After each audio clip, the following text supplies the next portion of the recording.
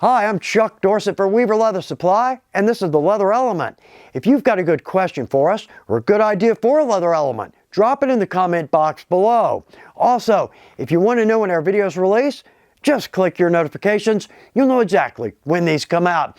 I get a lot of questions about cutting leather from folks that are new to the craft, and I see a lot of other folks struggling with this.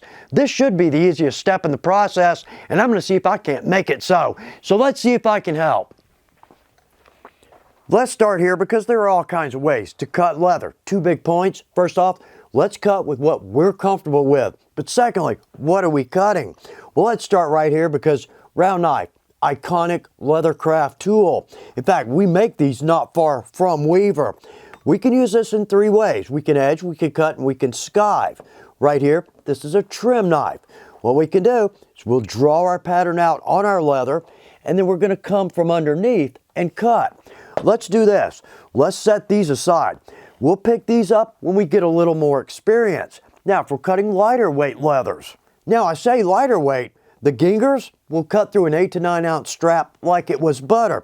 But this is a great way to go with our lighter weight chromes. One of my favorites. This is a rotary cutter. One of the things I like about this, it's got a retractable safety edge there. Now, 2 points with this. First off, the blades, they're sharp, they're good quality, but they're a little expensive to replace. And secondly, I think some of the worst wounds I've seen in Leathercraft are from our rotary cutter. We can actually cut leather with our corner knives, and here's a great example. Say we've got a window or an outside edge. We want to add a very creative cut, but it's going to be a little bit tough with our knife. We can do all kinds of creative things with these knives. And last up, to me, the most versatile way to cut leather for us beginners is simply a box knife. In fact, I started using this because when I started in Leathercraft, this is what was in my toolbox. But I've gotten to love this for so many reasons. Well, first off, the blades are very sharp. We don't have to sharpen anything. I'm not a top-notch blade sharpener, but they're inexpensive, they're easy to replace. This is comfortable in my hand, but again, like our rotary cutter, we can retract that blade. We don't have an open blade on our cutting table. All right, so let's do this. Before we cut some leather, let's hedge our bets. And we're going to do that both with our cutting surface and our straight edge. So on our cutting surface, this is my favorite. This is our Poundo board. We sell this 12 by 12 and 12 by 24.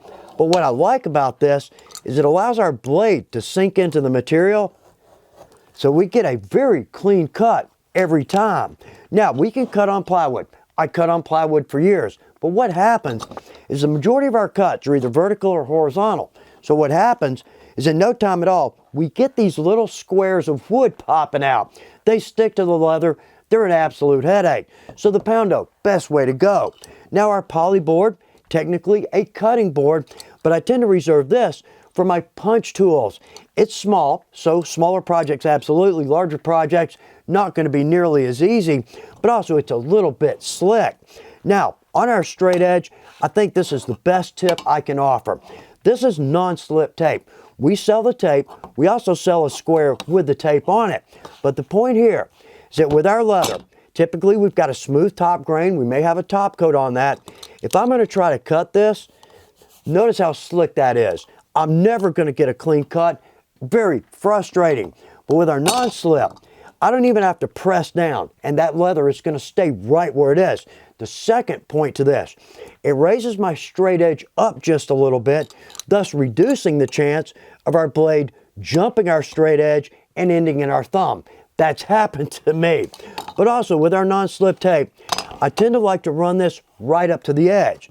So on this longer straight edge, we sell this, but we can run that right up to the edge because now when we put that on a piece of leather, that's going to pin that leather right to the edge. It's not going to ripple in that short distance between our straight edge and our non-slip. So on these, we can simply buy a little more, fill in the gaps there. But even right here, I've got some running down my straight edge, gives me some good grip. All right, so we got a feel for our straight edge, our cutting surfaces.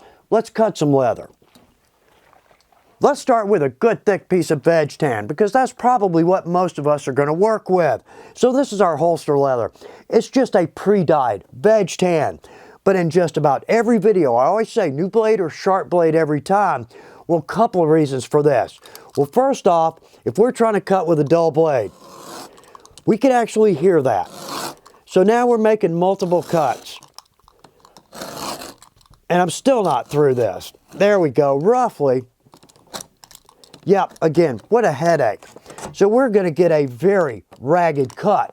But what the bigger problem is here is that just like baseball or golf or most any sport, the harder we try to hit the ball, the less control we have. So if we've got a new blade or sharp blade, we're going to make this cut in one pass. We don't have to, and we'll talk about that. But again, new blade, sharp blade, there we go. We've got a very clean cut.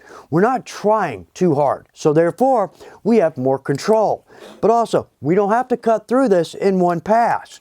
What we can do is we need to keep our blade at the same angle, but I can always make a very easy pass.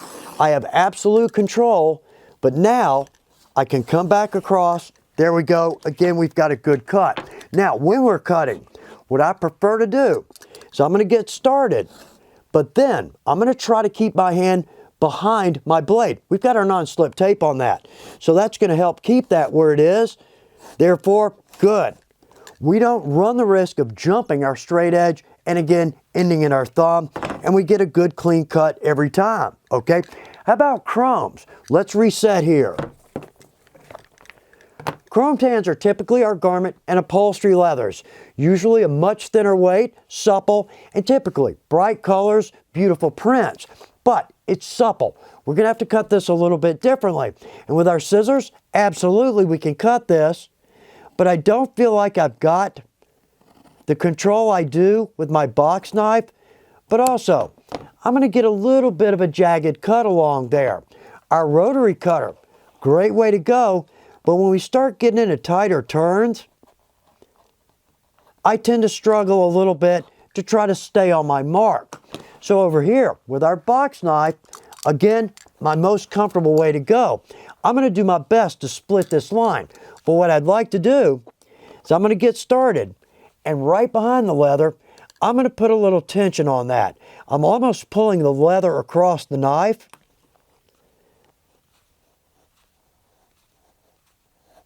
And there we go. I get a very smooth, clean cut. Now, let's go down to a very supple leather. This is our deer tan cow. Love this leather, but again, very supple. In fact, let's draw a line on this. These are our leather marking pens, and these are great for leather marking. We can mark, and then that rubs right off. If you've ever tried to mark black leather, that is a headache. But with this, what I'd like to do, instead of giving it tension backwards, what I want to do, let's see if we can see this, I'm going to give this tension left to right. There we go. Spread that leather out a little bit. And again, we get a good clean cut. That could be a little cleaner across there. But again, chromes, typically supple and thin.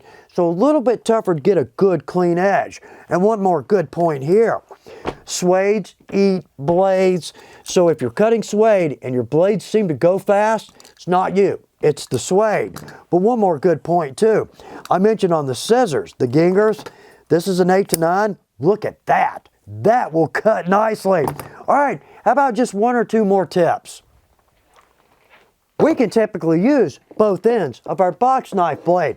But what I find is as we cut, that other end kind of bounces on that guide and makes it very dull. So I typically only use one end, then it goes in an absolute necessity. This is a dead blade box. I don't want these blades bouncing around my shop, and I definitely don't want these in the trash can. But if we drop them in here, they're safe, they're sound, that's taped. It's not going to open up. But once this fills up, if we know somebody that's in construction, let's give them that box. That's going to make their day. But also, this is going to sound a little bit like a sales pitch. It somewhat is, but there's a bigger point here. At Weaver, we sell the box knife blades by the 100 pack. Now, it's a little bit expensive to buy them like this. But first off, I cut a lot of leather. That's going to last me a year. But the bigger point here, I never hesitate to change out my blade. I always get a good clean cut. There are all kinds of ways to cut leather, and we could probably do a 10-minute video on every one of these tools and more, and we probably will. Not the point. The point here, let's help the newer folks come up to speed cutting leather, because like I said, should be one of the easiest steps in the process. But also, if you've got a good trick or tip, please don't hesitate to drop it in the comment box below, because things that are second nature to us may mean all the difference in the world in the outcome for a project for someone that's new, and that is just good karma. I hope this is good information for you. Thanks for taking time to watch The Leather Element. Good luck with your projects.